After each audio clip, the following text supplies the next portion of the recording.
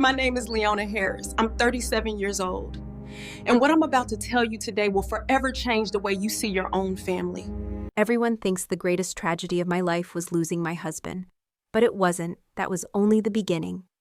7 days after the funeral, I was thrown out of the very house I once called home. From an abandoned shack to first class, from humiliation to the CEO's chair. This is how I became the author of my own destiny. Before we begin this story, let me know where you are listening from in the comments below. Grief is supposed to crack you slowly, gently, like ice thawing under the first touch of spring. But mine didn't break that way. Mine split open in one violent strike, 7 days after we buried Bryce, when the world decided I'd had enough time to mourn and should now learn what betrayal truly feels like. That morning in Savannah was strangely still, the kind of stillness that makes every sound, every sigh, every heartbeat, echo louder than it should. I sat alone in the living room of our mansion, though I suppose it wasn't ours anymore. The velvet curtains were half drawn, letting sunlight pour in like warm honey, illuminating the dust floating lazily through the room. I stared down at the tarnished silver frame in my lap. Our wedding photo, 12 years locked inside that glass, now as faded and fragile as everything I thought I could rely on. Bryce's smile beamed back at me, wide, boyish, so sure of our future. My younger self leaned into him, eyes sparkling with a faith I could hardly remember feeling. I traced the outline of his face with my thumb, the way I used to trace his jawline in the dark when sleep wouldn't come. The gesture now felt desperate, greedy, like trying to hold on to something the universe had already taken. At least I still have this home, I whispered to no one. Evelyn and Tasha. They'll help me through this. We're still family. I believed that. God, I believed it with my whole heart. When the Harris family lawyer Clark called that afternoon, I didn't hesitate. I even dressed nicely, out of respect. Bryce would have wanted it. The house smelled faintly of lilies, funeral leftovers I hadn't yet thrown away. Funny how flowers meant to comfort can start to suffocate you. By the time I arrived in the library for the will reading, the air felt thick, like walking into a room filled with secrets. Evelyn sat straight-backed, her pearl necklace gleaming like armor. Tasha lounged next to her, scrolling absently on her phone, chewing gum as if she were waiting for a spa appointment instead of the legal distribution of her brother's life. I sat opposite them, clutching my necklace, Bryce's name engraved on the back. I fiddled with it when nerves crawled under my skin. Today it felt heavier, colder. Clark opened a leather folder and adjusted his glasses. I waited for his voice to soften, to acknowledge the grief knitted into every breath I took. It didn't. To Evelyn Harris, he began, the Savannah estate, remaining bank accounts, and all secondary property assets. My chest tightened. To Natasha Harris, ownership of vehicles, stock portfolios, and all personal effects of sentimental relevance. My hands grew numb. Then, like a stone dropping into a silent lake. And to Leona Harris, the property located in Ashford, Tennessee. The words sliced through the room like a blade. I blinked. Sure, I misheard. I'm sorry, what? That's it? That's all? Clark didn't blink. It is what Bryce designated, Mrs. Harris. Ashford, a forgotten, moldy corner of Tennessee we had never once visited together. A place Bryce only mentioned in passing, usually while laughing at the poor condition of his grandfather's estate. That must be a mistake, I said, my voice trembling. Bryce would never leave me with nothing. He wouldn't. Oh, but he did, Tasha interrupted, smirking. Guess he knew what he was doing. Evelyn rose gracefully, but the coldness in her eyes cut deeper than any raised voice could have. Leona, you are a wife in title, nothing more. Bryce understood that. It's time you do too. The air left my lungs. I tried to speak, to defend my marriage, to say Bryce loved me, that we fought and made up and planned futures together. But the words stuck. It felt like my throat had closed around every memory we ever shared. Evelyn continued, smoothing her skirt. You'll need to vacate the property today. The locks will be changed tomorrow. Today, I managed. You expect me to disappear in a day? After 12 years with your son? You already disappeared long before that, she said quietly, cruelly. You just didn't notice. That was the moment something inside me cracked, not loudly, but softly. like the beginning of an avalanche. I stood on autopilot, gathering what little dignity remained and retreating to the bedroom Bryce and I had shared. Packing felt like a betrayal to myself, like admitting defeat. Each object I touched, a sweater he bought me, a mug we fought over, the blanket we used during the last winter together, pushed me closer to unraveling. When I walked downstairs with one small suitcase, everything the mansion had reduced me to, Evelyn was waiting in the foyer. She held my wedding photo by the corner of its frame as if it were contaminated. Then, without a word, she stepped outside and flung it into the air. It crashed onto the marble porch, shattering into glittering fragments. The clouds, heavy and swollen, finally broke open. Rain poured down in sheets. I stumbled outside, my heels slipping on the wet stone. I knelt, hard, onto the cold ground as I reached for the ruined frame. A shard of glass cut my palm, but I barely felt it. I grabbed the picture, mud-stained, bent, water-smearing Bryce's smile, and held it to my chest like it was the last piece of him I had left. Behind me, the door slammed. The sound echoed like a gunshot. Rain soaked through my dress, my hair, my bones. I looked down at the blood mixing with dirty rainwater in my hand and wondered how pain could feel so physical, so immediate. I didn't cry, not then. Instead, a chilling awareness washed over me, slow, certain, merciless. I have been erased. And yet, even as I knelt there in the storm, clutching the shattered remains of the life I once knew, another truth pulsed deep in my chest. Quiet, but unyielding. This is not where my story ends. It was where the fire began. The bus hissed as it pulled away from the curb, coughing out a breath of exhaust like even it didn't want to be stuck here. I stood on the gravel shoulder of an empty road in Ashford, Tennessee. If you could call it a road, it looked more like a forgotten trail someone had once promised to pave and never came back to finish. I adjusted the strap on my aching shoulder, my only suitcase digging a red mark into my palm. The wheels refused to roll across the uneven dirt, so I dragged it like a dead limb. Ashford didn't welcome you, it tolerated you. The sky was overcast, and the air hung heavy with the scent of moss, rotting wood, and something faintly metallic, like old blood in the earth. Nothing moved, no bird song, no cars, just the distant creak of a shutter banging in the wind and the low buzz of flies circling something I didn't want to see. It was a town in decay. No, not decay, denial. Like the buildings themselves didn't realize they were already dead. The homes I passed were tired and hunched over, their paint peeled into curling strips like sunburnt skin. Mailboxes leaned at odd angles, and front porches sagged like old men with bad knees. Somewhere, a screen door slammed, but when I looked, no one was there. This was where Bryce had left me, where his mother had exiled me, where I had been discarded like a cracked porcelain cup, no longer valuable, but too familiar to throw out entirely. I pulled my coat tighter around me as the wind picked up. Savannah had been warm, floral, sweet, like honey and sun. Here, the chill carried the scent of mildew and abandonment. Ashford didn't just smell like a forgotten town, it felt like one. As I walked deeper into its heart, or maybe its rot, I passed a boarded-up diner with faded letters that once read Mabel's. A rusted swing set groaned in the yard behind a church with a collapsed steeple.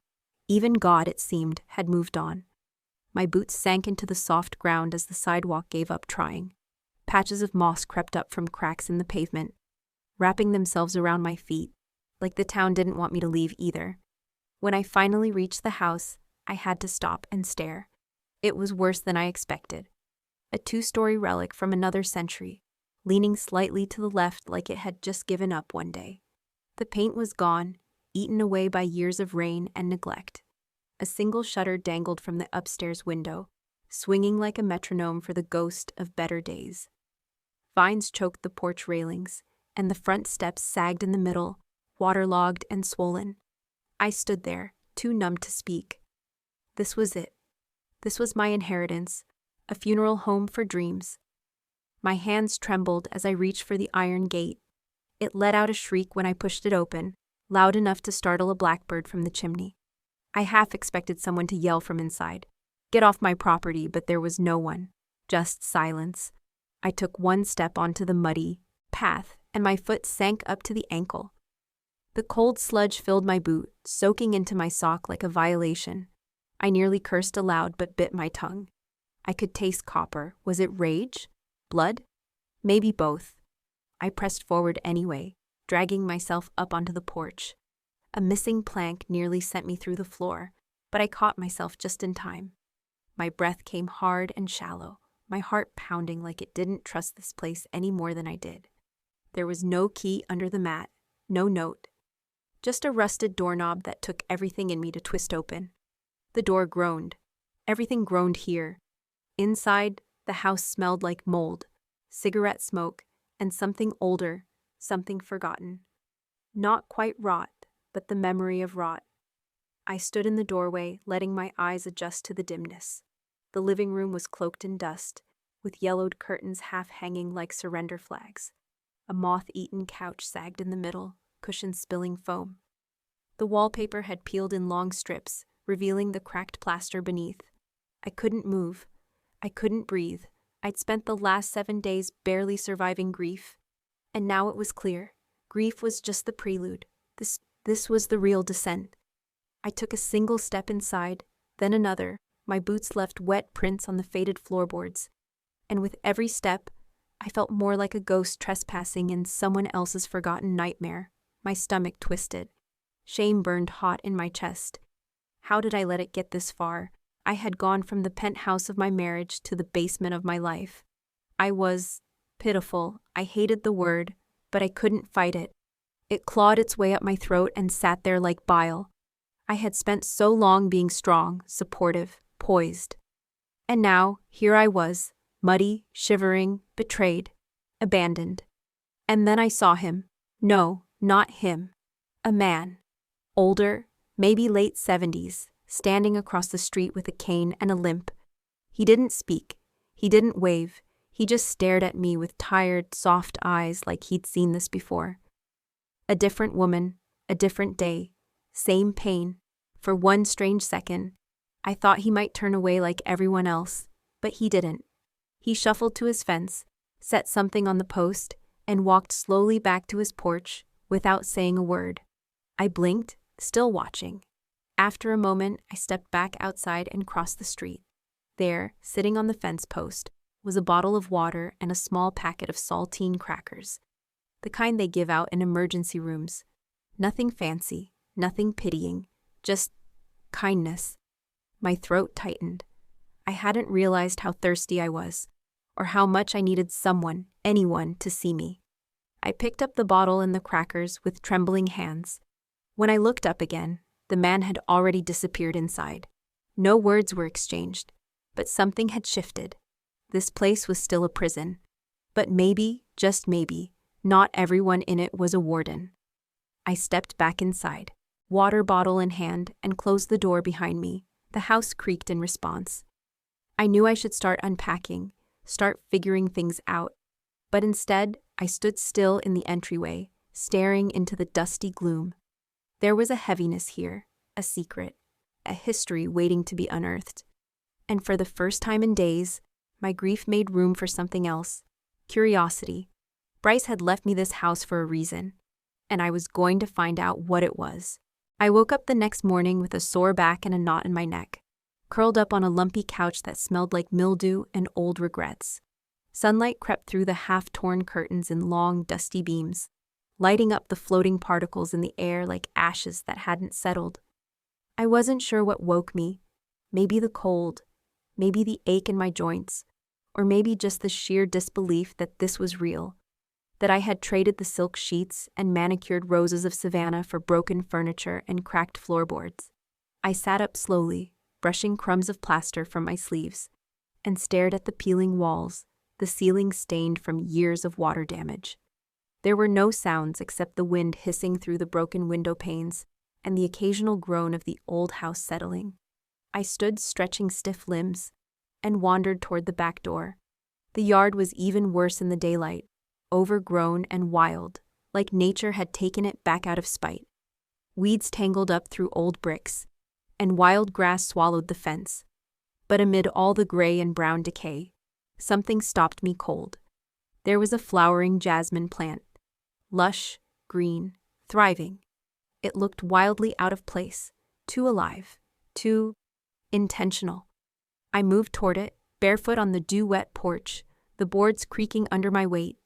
The plant sat in a simple clay pot at the edge of the steps, half hidden by the overgrown weeds. Its pale blossoms caught the morning light like tiny lanterns, and the scent hit me before I even touched it. Sweet, intoxicating, so familiar it made my chest tighten. And then the memory came. A flash. Bryce laughing one summer evening, his hand on my waist as we danced barefoot on our old patio. I had just planted a jasmine vine, and he'd teased me about how much I doted on it. If I ever needed to hide something from you, he joked, I'd put it under the jasmine pot. You'd never suspect love to be hiding secrets. I remember laughing, pushing him playfully. That's not funny. Sure it is, he grinned. That's where love begins again. At the time, it meant nothing. Now it meant everything. My breath caught as I knelt beside the pot. The soil was damp and rich, clearly cared for. But I hadn't watered it. No one had. It was thriving, without me. With trembling fingers, I slid the pot aside.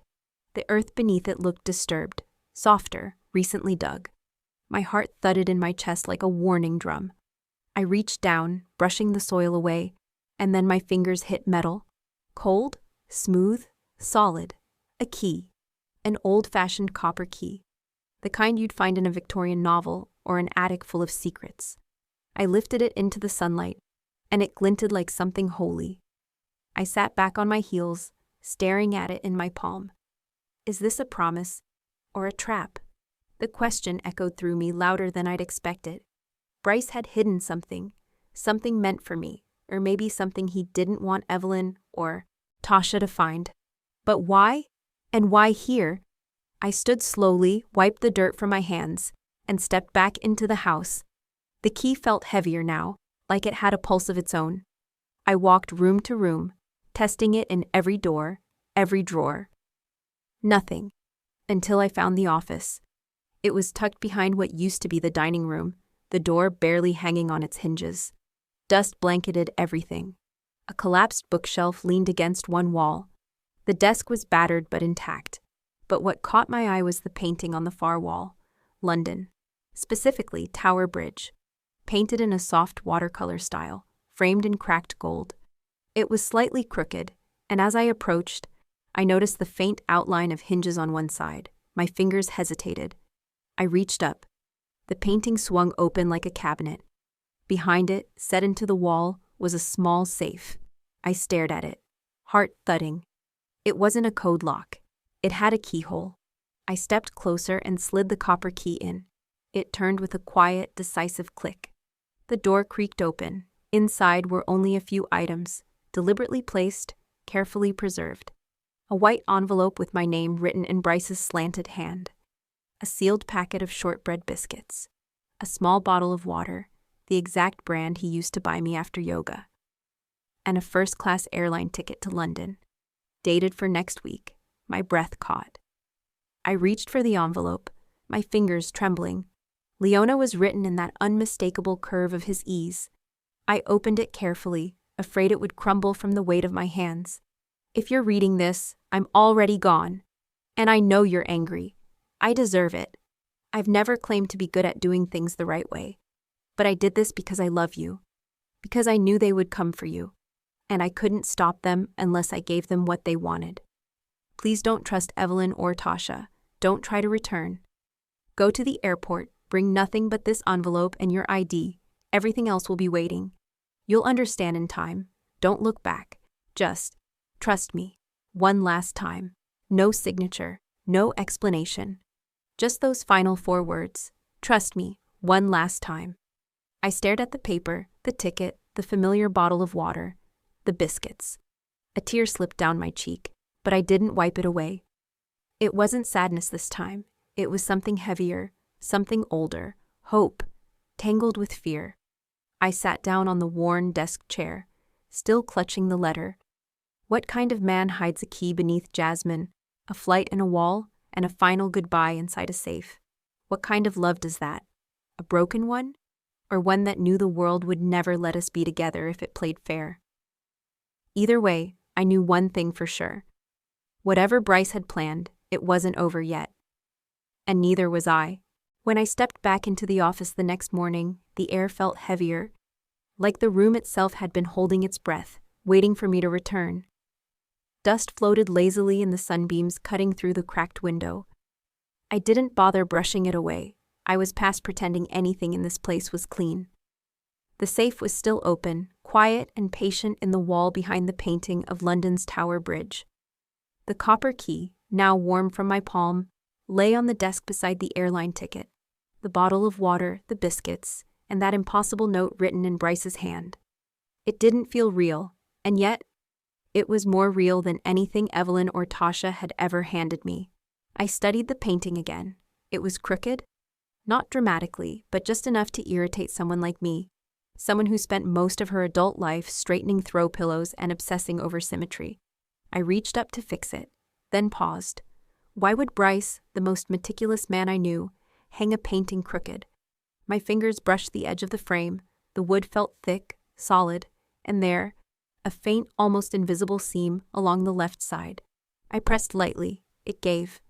With a soft click, the painting swung outward on a hidden hinge, revealing a small metal safe embedded in the wall. My breath caught again, just like it had the first time. I stared at it, then at the key. Was this what he meant?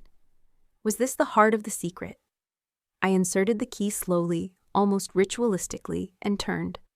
A clean, mechanical click. The safe creaked open. Inside, it looked the same as before. A folded airline ticket. A small bottle of smart water. A sleeve of Walker's shortbread biscuits, slightly crinkled at the corner. And a white envelope with my name written in Bryce's unmistakable handwriting. But something felt unfinished. The items were symbolic, intentional, almost theatrical. Bryce never did anything halfway. He knew me. He knew what breadcrumbs to leave behind, how to pull me forward. I looked back at the painting, Tower Bridge, done in watercolor shades of indigo and gray, but something in the clouds was off. There was too much detail in the upper corners. I stepped closer. The brush strokes didn't look printed or mass-produced. This was painted by hand. I reached around to the back of the frame.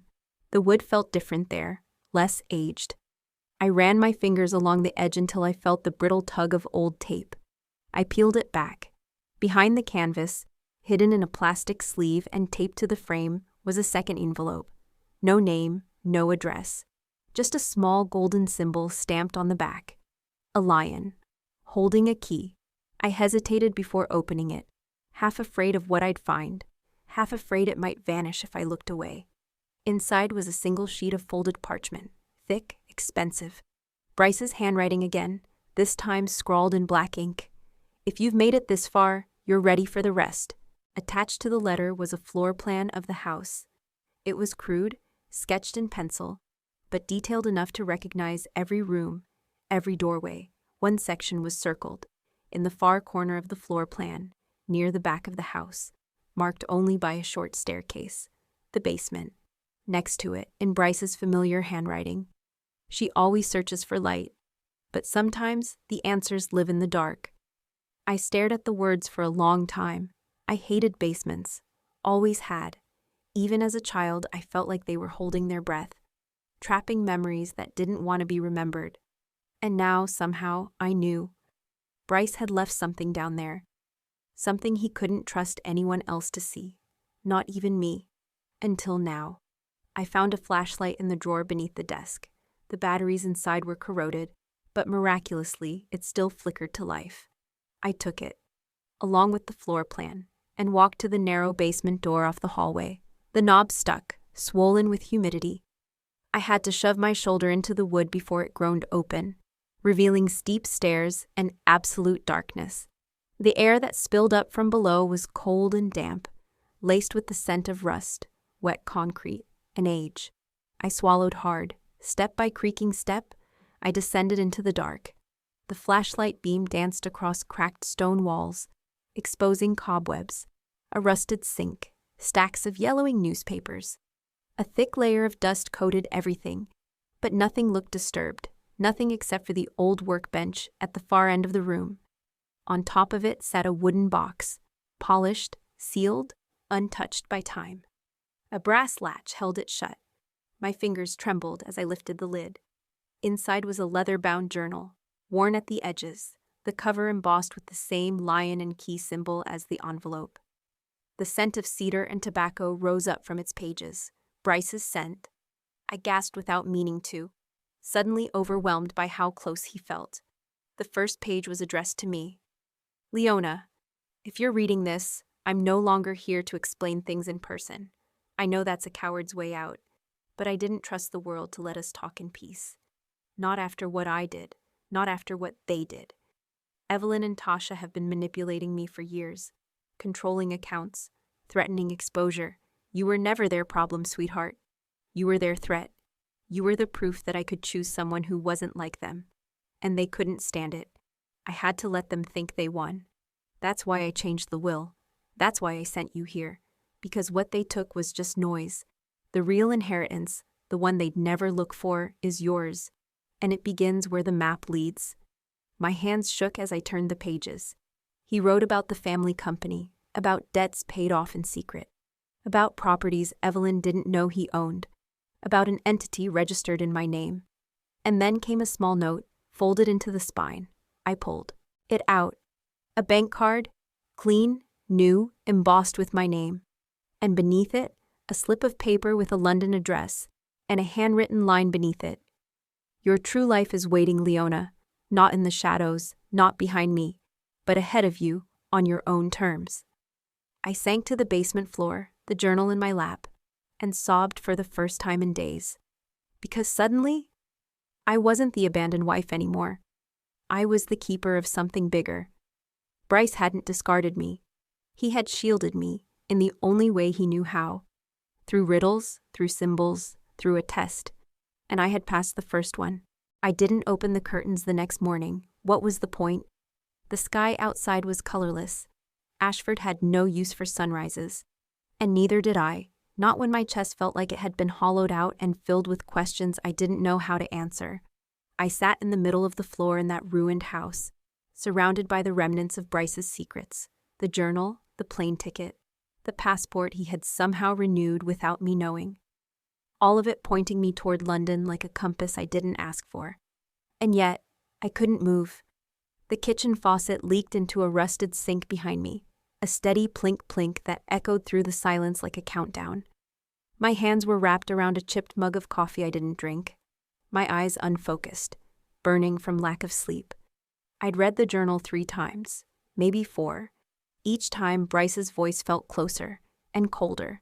Because even though he claimed this was all to protect me, part of me couldn't stop asking, why didn't you just talk to me, Bryce? Why didn't you let me choose with you instead of for me? I reached for my phone, more out of habit than intention. The screen lit up. No calls, no texts. The battery icon flashed red. Call Evelyn, a voice whispered in the back of my mind.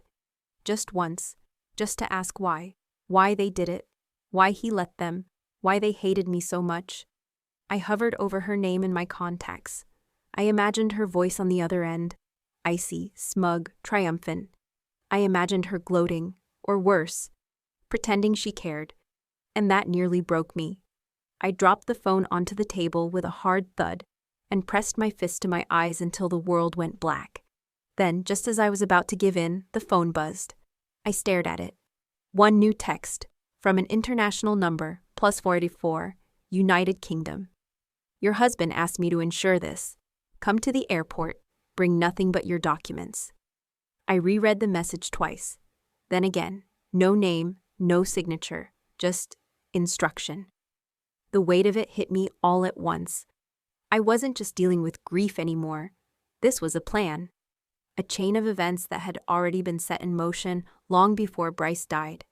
And someone across the ocean was waiting. I stood up, suddenly hyper-aware of the silence around me. The wind howled outside.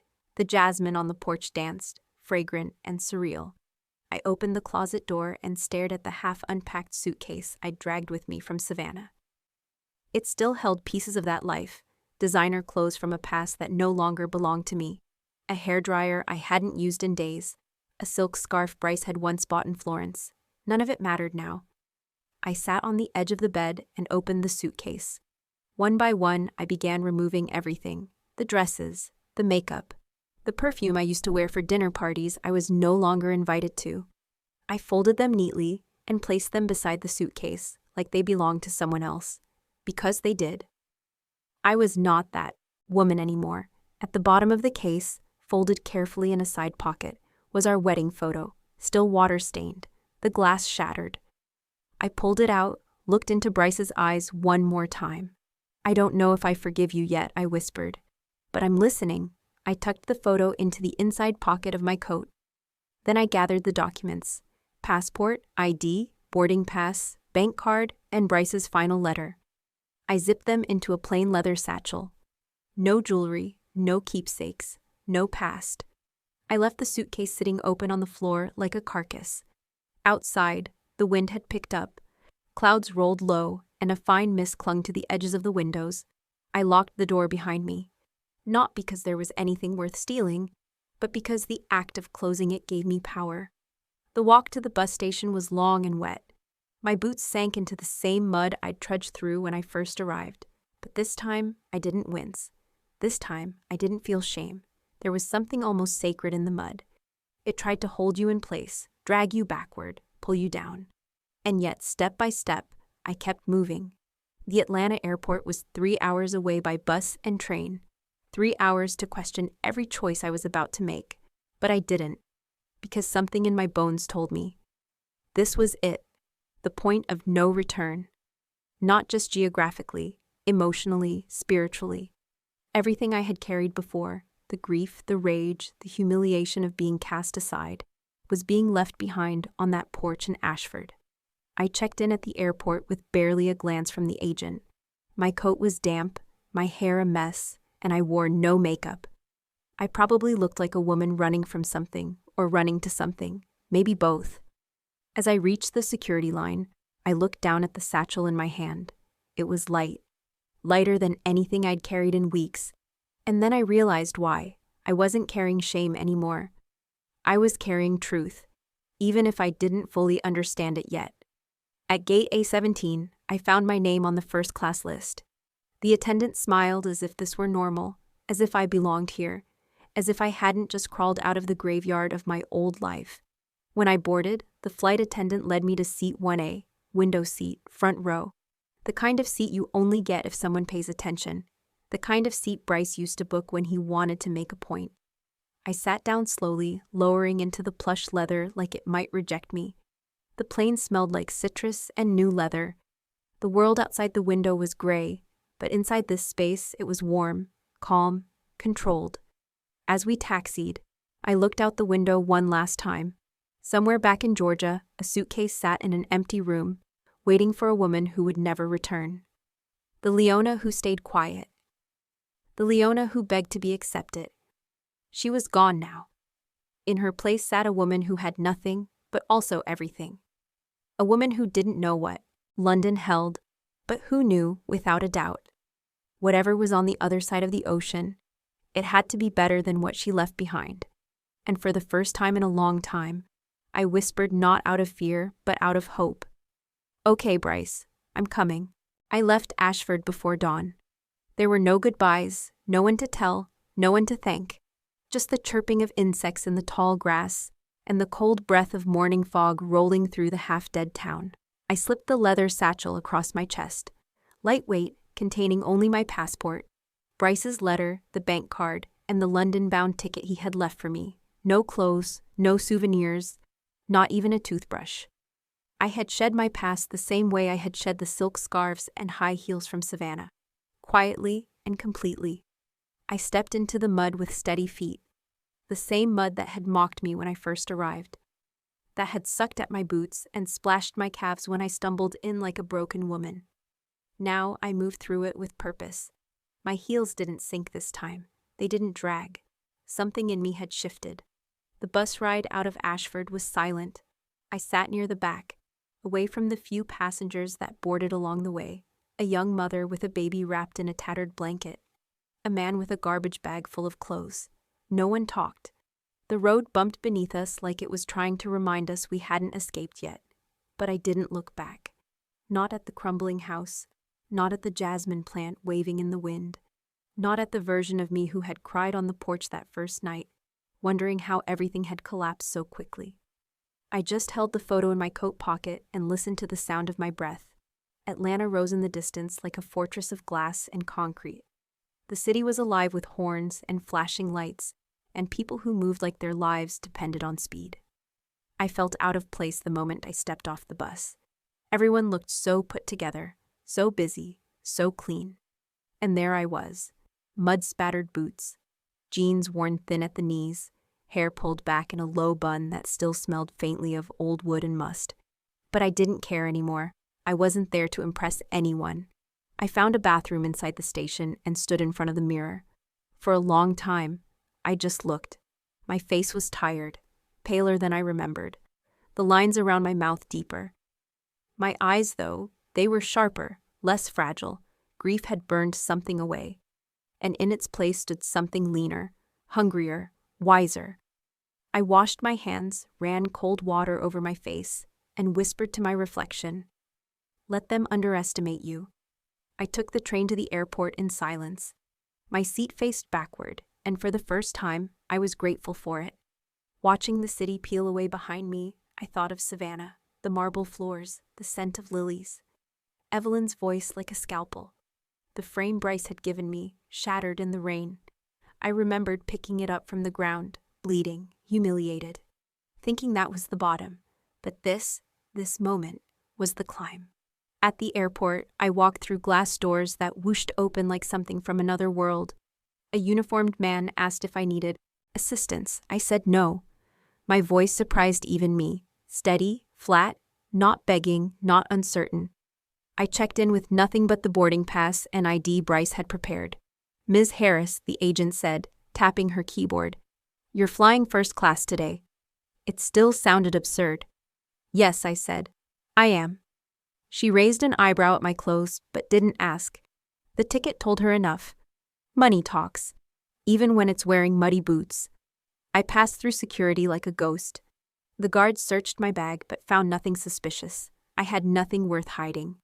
Everything left of me was out in the open now. At the gate, people stared. Not cruelly, just curiously. I didn't fit the image of someone in seat 1A. My boots were caked in dried earth. My coat frayed at the cuffs. I smelled faintly of mothballs and jasmine and stale fear. But I sat down anyway. And when they called for boarding, I stood up with the rest of the Platinum members and walked calmly to the front of the line. The attendant scanned my pass. "Welcome aboard, Ms. Harris." I nodded. No one here knew I had slept on a couch with broken springs, that I had cried myself into nausea just 2 nights ago, that I had almost called my mother-in-law to beg her to let me come home. No one knew that home didn't exist anymore. The plane's cabin was hushed, bathed in soft light. Plush leather seats curved like cocoons around each passenger. Gentle music played, a jazz arrangement of something I used to hum in the kitchen while cooking for Bryce. I lowered myself into seat 1A. Window, first class. Bryce always said window seats were for people who needed to see forward. The leather sighed beneath my weight. A flight attendant offered me sparkling water, and I declined. My hands were too busy gripping the armrest, not from fear of flying, but from the overwhelming realization that this was the most expensive, most deliberate chair I'd ever sat in. A chair built for arrival, a chair Bryce had placed me in. I looked out the window and the runway stared back, long, silver, full of promise. The sun hovered just above the horizon, like it wasn't sure whether to rise or retreat. I took out the wedding photo one more time. Bryce's smile, my innocence. I ran my thumb across the image. "You were always better at playing the long game, weren't you?" The wheels began to roll. The plane inched forward. The cabin rattled gently as the jet prepared for takeoff. I closed my eyes as the engines roared. And then we lifted. The moment we left the ground, I felt it, that shift. Not just gravity, but something deeper. Like a string had been cut. Like I was no longer tethered to Savannah, or Ashford, or Evelyn's judgment. The world below shrank. I opened my eyes and whispered into the stillness. "You don't have to be rich to belong here. You just have to survive." And I had. Somehow I had. London greeted me with gray skies and silence. The plane touched down just after 6 a.m., the city still half asleep beneath a thin mist that clung to rooftops and blurred the edges of everything. As the wheels hit the tarmac, I felt a jolt, not from the landing, but from the realization that I had crossed an ocean into a life I didn't understand. A life Bryce had carved out for me in secret. The terminal at Heathrow was sleek and humming with quiet energy. I walked slowly, my boots echoing across polished floors as I followed signs through customs, past shops selling duty-free perfume and overpriced chocolate.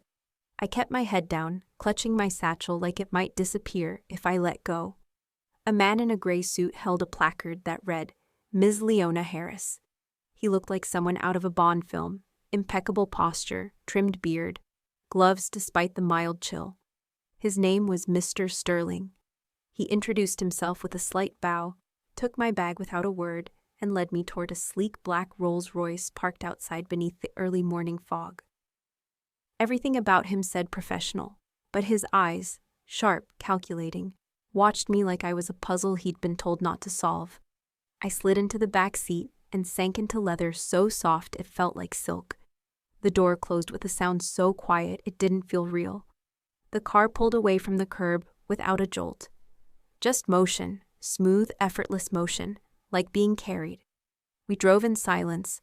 I watched the city pass by, rows of brick flats, narrow alleyways, families waiting for buses in long coats and wool scarves. London was old, but alive. It felt lived in. Honest in a way Savannah never was. Here, no one knew who I was. No one cared what I'd lost or what I was running from. I liked that. We crossed bridges, past shops still shuttered from the night, and then suddenly, seamlessly, entered a part of the city I hadn't seen before. The buildings grew taller, newer. Glass and steel stretched skyward, catching what little light there was. Finally, the car slowed in front of a tall, narrow building with mirrored panels and a doorman in a dark cap. Mr. Sterling turned to me and said, without flourish, "This is yours," I blinked. "Mine?" He nodded once. "The other property was never meant to be your home. That was noise. This is your true inheritance." My heart stuttered.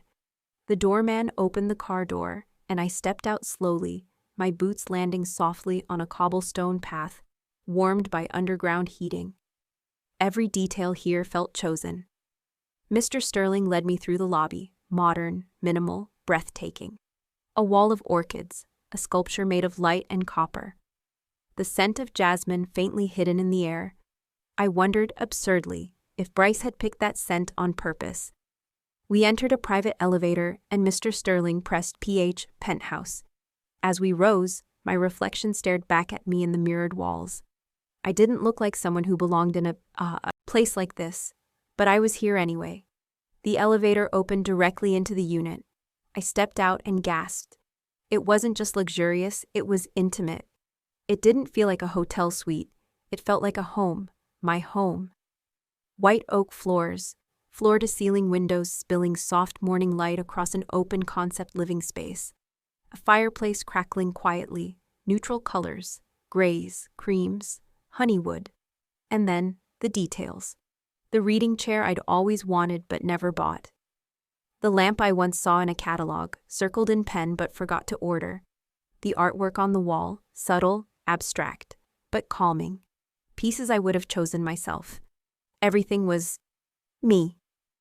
Tears burned behind my eyes, uninvited. I walked further in, brushing my hand across the kitchen counter, marble veined with gold. In the corner sat a vase with fresh flowers. Jasmine. Mr. Sterling placed the satchel on the hallway bench and cleared his throat gently. "Mr. Harris was extremely meticulous," he said. "He spent nearly 2 years preparing this residence. Your office is through that door." He gestured down a corridor. My legs moved before my mind did. The office was warm, lined with built-in shelves already filled with design books, sketch pads, and fabric samples. My initials were embossed on the leather blotter at the desk. A new laptop sat closed, waiting. I opened it. The screen blinked to life, no password required. An email sat open on the screen. It was from Stonebridge International Holdings, to me. Subject: "Welcome, Ms. Harris, transition briefing. Pending, my breath caught in my throat. Stonebridge, Bryce's company, his legacy, and now mine. I backed away slowly and sat on the edge of the chair. My hands trembled. Mr. Sterling lingered at the door, watching carefully. What your in-laws received, he said gently, was simply the legal minimum to keep them quiet. Mr. Harris had already begun the transfer of Stonebridge's controlling interests years ago. To me? I asked, barely above a whisper. Yes, ma'am. He gave a small bow, then added, You are now the majority stakeholder. The trust is irrevocable. The London property and its operations are under your name. There is no reversing it. This is your true inheritance. I couldn't speak. I just sat there, surrounded by the life Bryce had built behind the curtain, this quiet empire, crafted with the precision of someone who had learned to hide what mattered most. He hadn't trusted his family, but he'd trusted me. Maybe not enough to explain everything face to face, but enough to put his legacy, his billions, his company, his name, in my hands, enough to believe that I could rise. I turned back to the window. London sprawled before me, gray, heavy, alive. I stood quietly, watching buses cross bridges, steam rise from vents, people huddle in scarves. I pressed my palm to the glass, and for the first time in a long time, I didn't feel like I was outside looking in. I was home. The apartment was silent, save for the faint hum of the central heating. Outside, the London rain whispered against the windows, soft, rhythmic, like a metronome, keeping time for a life I hadn't fully stepped into yet. I stood in the middle of the penthouse, the journal still open in my hands, Bryce's handwriting curling across the pages like ivy. The man I married had always been composed, controlled, strategic. He could tell a joke at dinner, sign $1 million deal before dessert, and never let a single emotion slip beneath his crisp collar. But in these pages, he was someone else. Someone messy, someone afraid, someone who had built an entire fortress around me, and never once invited me to see it from the inside. I closed the journal gently and walked toward the hallway. Mr. Sterling had told me the last file was stored in the private media room, a place Bryce had used when he stayed in London for business, though he never spoke of it to me. He had rooms in Tokyo, Paris, Singapore, but London had always been a mystery, until now. The media room was soundproof, lined with acoustic panels and soft lights. A leather recliner sat facing a curved screen. On the table beside it was a small black remote and a single USB drive labeled, in Bryce's familiar handwriting, for Leona, no one else. My hand shook as I slotted it into the port. The screen flickered to life. There was no preamble, no music, no credits. Just Bryce sitting in the same chair I now occupied. He looked tired, older than the last time I saw him alive. His face was pale, jaw unshaven, eyes hollow. He wore a dark sweater, simple and worn at the collar, his thinking sweater, he used to call it. He looked directly into the camera, and he spoke. Leona, if you're watching this, then I didn't make it, and you found everything I left behind. I froze.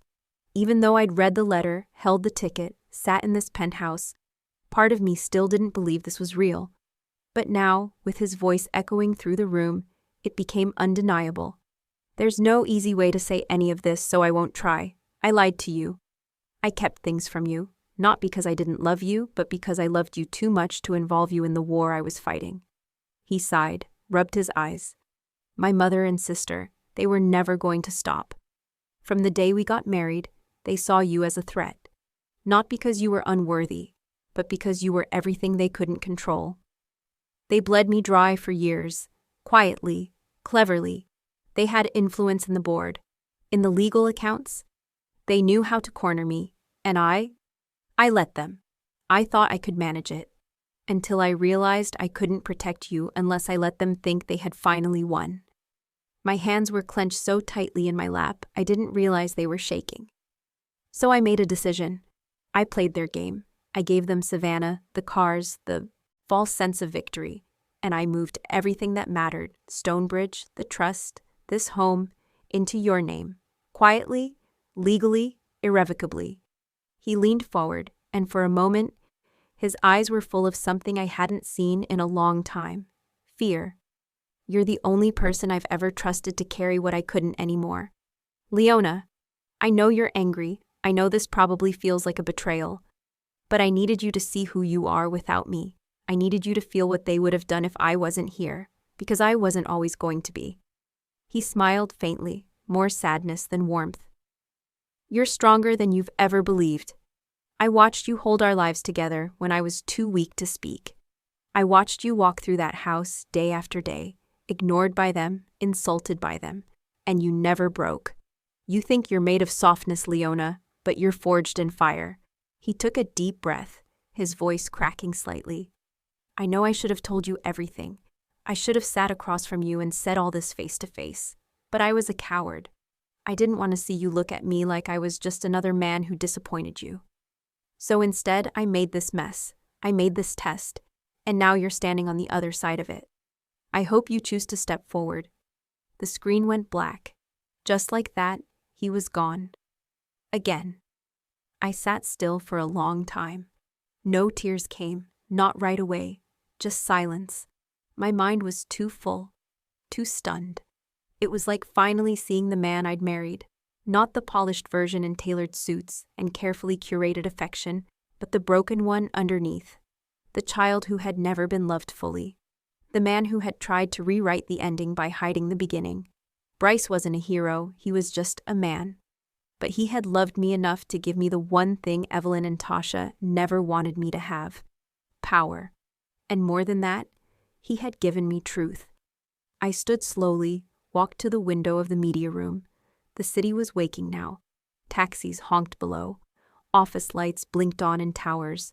A woman in a red coat crossed the street with purpose. I pressed my palm to the glass. I thought about the years I'd spent making myself small. Softer, quieter, more palatable to a family that never wanted me. I thought of the Savannah dinners where Evelyn would smile with clenched teeth, and Tasha would whisper snide remarks behind champagne flutes. I thought of how I'd pretended not to notice, just to keep the peace. No more. I whispered into the morning air, "Thank you, Bryce." Not for the money, not for the penthouse, not even for the company, but for the freedom to finally become the woman I had always been underneath the surface, the woman he must have seen, even when I couldn't. 6 months ago, I stood in the rain, clutching a shattered wedding photo while Evelyn Harris slammed the front door in my face. Now, I stood in sunlight. Same street, same house, different woman. The Savannah estate looked exactly as I remembered. Perfectly groomed hedges, the smell of gardenias perfuming the humid air, white columns gleaming in the golden afternoon light.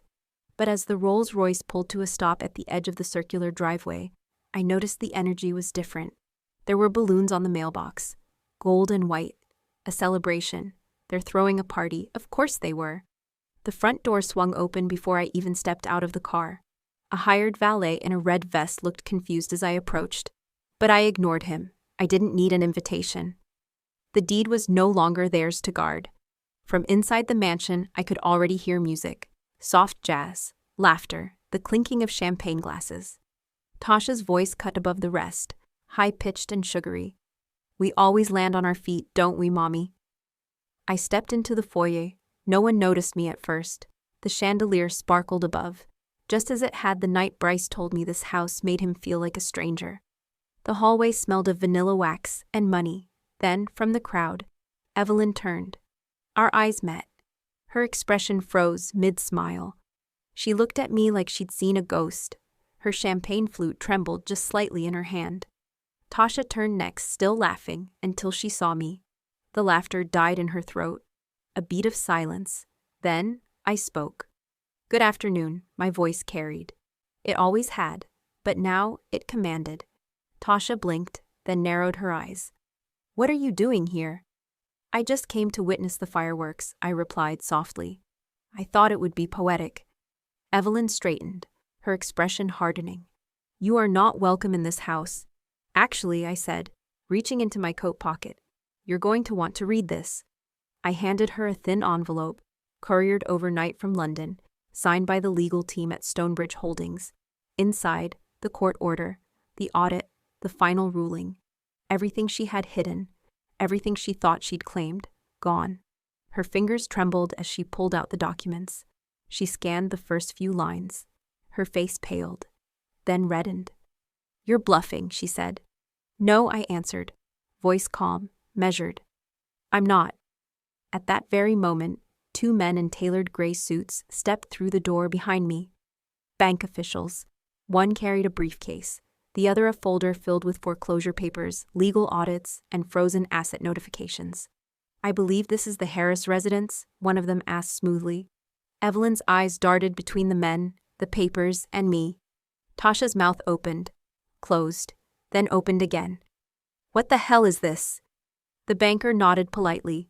"Stonebridge International Holdings has executed a final claim on the Savannah property and all connected assets due to misappropriated funds and fraudulent documentation." Evelyn's champagne glass dropped to the marble floor, shattering. Gasps rippled through the party crowd. Guests stepped back. Phones came out. Whispers ignited like wildfire. "You can't do this," Tasha screamed. "This is our house." "Not anymore," I said. "It was never yours to begin with." "You're a nobody," she spat. "You don't get to walk back in here and—" "I didn't walk back," I interrupted. "I rose back. There's a difference." Evelyn looked like she might faint. She steadied herself on the grand piano, and for the first time in all the years I'd known her, she looked old, not regal, not powerful, just tired, broken. The banker cleared his throat. "You have until the end of the day to vacate the property. A moving service will be sent. Do you need assistance making arrangements?" Tasha let out a strangled laugh. "Assistance?" Then she turned to Evelyn. "You said we were safe," she hissed. "You said you handled everything."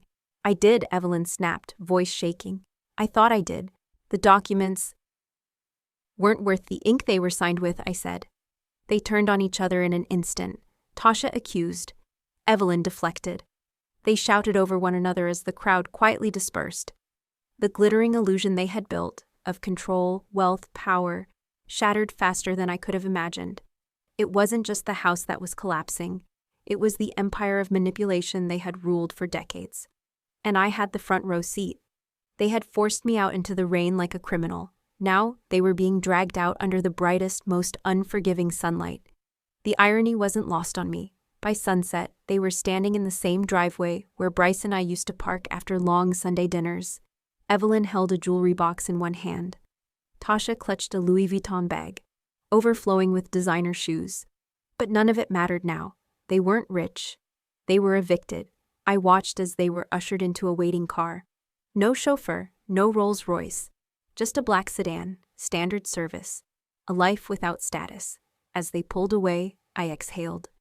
The jasmine-scented candles were gone. The polished marble, still beautiful but no longer mine. Or theirs. I didn't want it anymore. What I wanted was peace. Not revenge, not exactly, but closure. And I had it. I walked back down the driveway slowly, letting the last rays of sun warm my face. This wasn't victory, it was justice. And it had come, not with a bang, not with screams, but with the quiet, steady power of truth finally taking its rightful place. There is a power in silence. Not the kind that comes from suppression or fear or being overlooked, but the kind that radiates from deep understanding, from peace, from knowing that you don't need to raise your voice to be heard. 6 months after my world fell apart, I stood at the head of the long oval table inside Stonebridge's top-floor boardroom, 34 stories above London. The air smelled faintly of espresso and paper, filtered through clean glass and leather chairs, and everyone was listening. The people around me weren't strangers to power. Some were older than me, more experienced. Many had worked under Bryce, men and women who had shaken hands with world leaders, managed billion-dollar portfolios, chaired mergers that shaped entire industries. But today, they deferred to me. Not out of pity, not out of courtesy, but out of respect. I wore a dark navy suit, clean lines, open collar, no jewelry except for the silver necklace with Bryce's name engraved on the back, still warm from resting against my skin. My hair was tied back in a twist, clean and sharp, the same way I had worn it the day I married him. I didn't need to project dominance. I was the room. "Let's begin," I said. And with that, the quarterly board meeting of Stonebridge International Holdings was underway. We went over earnings, acquisitions, European expansion. I asked questions, not to test, but to refine. I listened more than I spoke. But when I spoke, people leaned forward. At one point, a director from Zurich challenged one of our logistics shifts. Not aggressively, just confidently. Bryce would have responded with strategy. I responded with story. 6 months ago, I stood barefoot in a condemned house in Ashford, Tennessee. I had mud on my coat and nowhere to go. What I've learned since then is that clarity only comes when everything comfortable is stripped away. Our distribution model needs that clarity now, not another layer of complication. Silence, a pause, then a nod. Minutes later, the same director proposed an amended solution aligned with what I had just said. It wasn't about being right, it was about being real. And in this room, real had become currency. When the meeting concluded, hands reached across the table, some firm, some hesitant, but all deliberate. I accepted each one. Then I gathered my folder, thanked the board, and stepped out into the hallway. My assistant handed me a slip of paper as I passed. Forbes called again. They're finalizing the title for your cover profile. Suggestions include The Widow Who Rebuilt, and I stopped walking and looked her in the eye. Tell them no widow stories, I said gently. This isn't about what I lost. It's about what I found. She smiled, nodded. Understood. Back in the penthouse, everything was still. A quiet warmth hummed through the space, the kind that only comes from something lived in, something earned. Walked past the kitchen, my heels soft on the floorboards, and stopped by the jasmine plant on the sunlit terrace. It had bloomed again, thick, green, fragrant. Not despite the cold London air, but because of it. It had adapted, like me. I bent down, pressed 2 fingers into the soil, damp, nourished, rooted. I picked up a small stone I had saved from Ashford and placed it gently beneath the largest cluster of blossoms. A symbol, not of where I came from, but of what I chose to carry forward. On the table near the entrance, an envelope waited. It was addressed simply, Tasha Harris, Savannah. Georgia inside was a check. Not generous enough to spark entitlement, but enough to help her start something. Alongside it, I had included a brochure for a mentorship initiative run by women who had clawed their way out of hard beginnings and made something real. I didn't write a letter. I didn't offer forgiveness in words, because the gesture itself was enough. Forgiveness, I've come to understand, is not a performance. It's not a speech or a breakdown or a viral moment. It's a quiet decision to stop bleeding where you've already healed. It's saying, I choose to stop handing you the knife. I slipped the envelope into my assistant's outbox and poured myself a glass of water. No wine, no toast, just water. Because what I needed now wasn't celebration. It was clarity. I walked out to the terrace and stood with both hands on the railing, looking out across the city. London was awake. Rooftops steamed beneath the early sun. Horns honked from far below.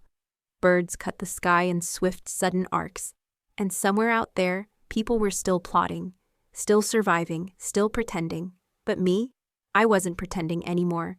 I had been the wife, the outcast, the exile, the pawn, the widow. Now I was the woman who had seen everything burn and still refused to turn to ash. I was the one who rebuilt, on my own terms. I sat in the chair near the jasmine and leaned back, letting the wind move my hair gently. The city didn't intimidate me anymore. Neither did legacy, or loss, or the idea that I needed to carry someone else's name to earn my place. I still wore Bryce's necklace, but I didn't wear it for comfort. I wore it for memory. I touched it once and whispered, "You gave me the pieces. I built the life." Then I exhaled and closed my eyes. And in that breath, in that quiet, there was no grief, no rage, no revenge, just stillness, just power, just me.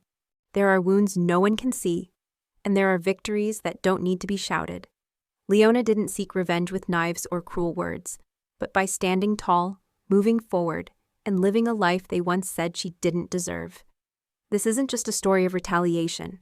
It's the journey of a woman who, when stripped of everything, learned how to reclaim herself. If you've ever been Leona, ever been hurt, ever been pushed out of your own life, leave a comment. No need for details, just a single dot, so someone out there will know they're not alone.